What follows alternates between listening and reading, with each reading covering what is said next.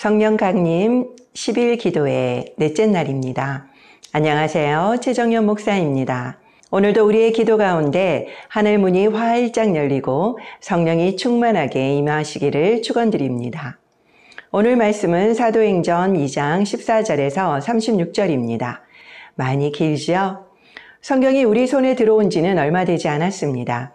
이스라엘 백성도 성경을 가진 사람이 읽어주면은 3-4시간을 서서 말씀을 듣곤 했지요. 하나님의 말씀을 들을 때 앉아서 듣는다라는 건 상상할 수도 없었습니다. 우리도 높은 분이 오시면은 바로 일어서지 않습니까? 그래서 아직도 성경 봉독 때 일어나는 교회가 있죠. 또 요새는 좋은 설교 영상이나 책들이 참 많은 것 같습니다. 그러나 가장 좋은 것은요, 하나님으로부터 직접 말씀을 듣는 거죠. 그래서 직접 성경을 읽어야만 합니다. 그래서 이제부터 가능하시면 겸손히 일어나서 말씀을 들으시기 바랍니다. 또 하나님이 나에게 하시는 말씀을 직접 읽으시기를 권해드려요. 오늘 말씀이 길다고 생각하지 마시고요. 하나님이 많은 이야기를 직접 해주신다라고 기대해 봅시다. 들을 준비가 되셨나요? 하나님을 경외하는 마음으로 함께 읽도록 하겠습니다. 베드로가 11사도와 함께 서서 소리를 높여 이르되, 유대인들과 예루살렘에 사는 모든 사람들아, 이 일을 너희로 알게 할 것이니 내 말에 귀를 기울이라. 때가 제3시니 너희 생각과 같이 이 사람들이 취한 것이 아니라 이는 곧 선지자 요엘을 통하여 말씀하신 것이니, 일러스되 하나님이 말씀하시기를 말세에 내가 내 영을 모든 육체에 부어주리니 너희의 자녀들은 예언할 것이요 너희의 젊은이들은 환상을 보고 너희의 늙은이들은 꿈을 꾸리라. 그때 내가 내 영을 내 남종과 여종들에게 부어주리니 그들이 예언할 것이요 또 내가 위로 하늘에서는 기사를 아래로 땅에서는 징조를 베풀리니 곧 피와 불과 연기로다. 주의 크고 영화로운 날이 이르기 전에 해가 변하여 어두워지고 달이 변하여 피가 되리라.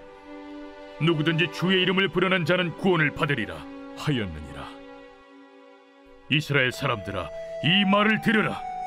너희도 아는 바와 같이 하나님께서 나사렛 예수로 큰 권능과 기사와 표적을 너희 가운데서 베푸사 너희 앞에서 그를 증언하셨느니라.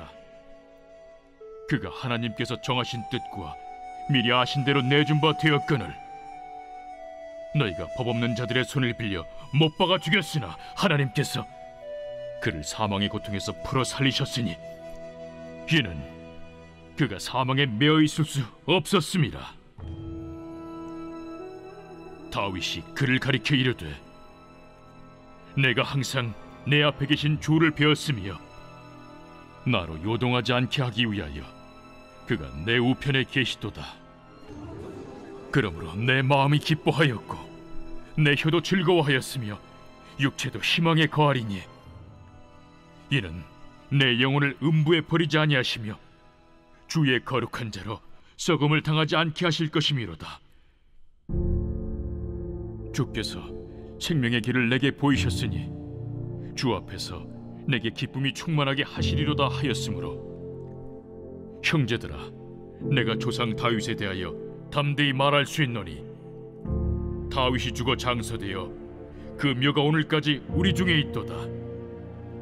그는 선지자라 하나님이 이미 맹세하사 그 자손 중에서 한 사람을 그 위에 앉게 하리라 하심으로 알고 미리 본고로 그리스도의 부활을 말하되 그가 음부에 버림이 되지 않고 그의 육신이 썩음을 당하지 아니하시리라 하더니 이 예수를 하나님이 살리신지라.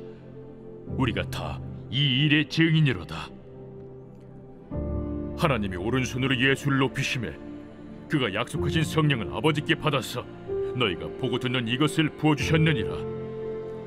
다윗은 하늘에 올라가지 못하였으나 친히 말하여 이르되, 주께서 내 주에게 말씀하시기를 내가 내 원수로 내 발등상이 되게 하기까지 너는 내 우편에 앉아있으라 하셨도다 하였으니, 그런즉 이스라엘 온 집은 확실히 알지니 너희가 십자가에 못 박은 이 예수를 하나님이 주와 그리스도가 되게 하셨느니라. 아멘. 오늘 본문은 베드로의 설교지요. 그는 원래 업으로 설교자와는 거리가 먼 사람이었습니다. 그런데 그가 왜 설교자가 되었을까요? 기도하던 제자들에게 성령이 임해서 방언을 하자 많은 사람들이 놀라고 혼란스러웠기 때문이죠. 급기야는 조롱하는 사람까지 나오고 술 취한 거라고 폄훼합니다. 그냥 두면은 부정적인 여론이 형성될 것 같아서 베드로가 용감하게 나선 거지요. 그는 지금 오전 9시인데 누가 술에 취하냐고 정면으로 반박합니다. 그리고 오늘 사건은 요엘서 2장 28절에서 32절에 예언된 바로 말세에 부어질 그 성령이라고 이야기하죠. 또 다윗의 시편을 통해서 예수님이 주님이심을 알려줍니다. 예수님의 죽음과 부활에 대해서 설명하고요. 너희가 예수님을 죽였다고 도발적인 말도 합니다. 이 설교를 누가 적어준 것도 아니고요. 미리 준비한 것도 아닌 즉석에서 한 설교입니다. 그런데 구약의 말씀을 인용하며 탁월한 설교를 한 거지요. 원래 베드로가 말빨이 있었던 사람이었을까요? 베드로는 예수님의 제자 중에 원탑이긴 했습니다. 그는 3년간 예수님과 동고동락을 하면서 예수님의 기적과 말씀을 누구보다도 더 듣고 보아왔었죠. 그러나 예수님의 말씀을 잘 파악하지는 못한 것 같습니다. 예수님과 마지막 만찬 때도 나만은 끝까지 예수님을 배신하지 않겠다라고 장담을 했죠. 그렇지만 예수님이 잡히시자마자 바로 배신하고 맙니다. 그는 비통한 심정과 수치심으로 가눌 수 없었지만 죽을까봐 두려움에 벌벌 떨면서 숨어 있었습니다. 3일 후에 예수님이 부활하셨다라는 소식을 듣고는 가장 먼저 달려가서 예수님의 빈 무덤을 보았죠. 그날 밤 예수님이 직접 오셨습니다. 그리고 부활하신 몸도 보여주셨죠. 그렇지만 그는 예수님께 다가가지 못합니다. 배신한 자신의 잘못을 용서하지 못하고 괴로워한 것이죠. 그런 그에게 예수님은 다시 찾아가서 그의 상처를 말끔히 씻어주시고 사명을 다시 맡기셨습니다. 말보다 행동이 앞서는 다혈질 베드로. 업으로 잔뼈가 굵었던 그가 논리적인 설교를 할 리가 만무하죠. 그런데요, 나중에 보니까 그의 설교로 남자만 3,000명이 회개하는 역사가 일어납니다. 도대체 이게 무슨 일인가요? 바로 성령의 역사였죠. 방언과 치유, 그리고 귀신이 떠나는 축사만 성령의 역사가 아닌 겁니다. 이렇게 성령은 사람도 바꾼다라는 사실이죠. 17절에 말세에는 모든 육체에게 성령이 부어진다고 요엘이 예언했습니다. 성령을 받으면 예언도 하고 그리고 또 환상도 보고 꿈을 꿀 거라고 했죠. 지금을 말세의 지말이라고 부릅니다. 세상은 전쟁과 천재지변으로 난리의 소문이 끊이질 않습니다. 그런데 감사한 것은요, 이 말세에 우리 모두에게 성령이 부어진다는 사실이죠. 이 말씀을 여러분은 믿으십니까? 그렇다면 이 말씀을 붙들고 기도합시다. 하나님의 약속대로 성령 충만을 담대하게 구하는 거죠. 예언과 환상, 그리고 꿈을 꾸는 등 이러한 은사는 성령님이 원하시는 대로 주십니다. 하지만 사모하며 기도할 수는 있겠지요.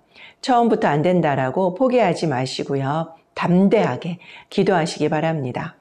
성령이 임하면요, 베드로처럼 분별력이 생기고 또 말씀을 꿰뚫게 되죠. 담대하게 전도도 하게 됩니다. 그렇기 때문에 우리는 성령 충만을 받아야만 합니다. 오늘부터 우리는 성령 충만을 위해서 간절히 기도합시다. 그리고 말씀의 계약서를 하나님께 보여드리는 겁니다. 하나님 약속했잖아요. 이렇게요. 나의 연약함들, 그리고 포기했던 것들은 무엇이 있습니까? 성령 충만함으로 이 모든 것이 사라지고 변화되고 담대히 복음의 증인의 삶을 살기를 사모합니다. 기도로 나아가겠습니다. 하나님, 그동안 성령 충만을 위해서 간절히 기도하지 못했습니다. 요엘서대로 저에게 성령을 충만히 부어 주시옵소서. 성령의 은사가 나타나고 성령의 열매가 맺혀지도록 도와주시옵소서. 이제 성령의 사람으로 변화되게 하시며 말씀이 깨달아지고 복음을 담대히 전하게 하여 주시옵소서. 예수님의 이름으로 기도드립니다. 아멘. 이제 주님 앞에 머물기 화면을 정지해 놓으시고요. 개인 기도하시기 바랍니다.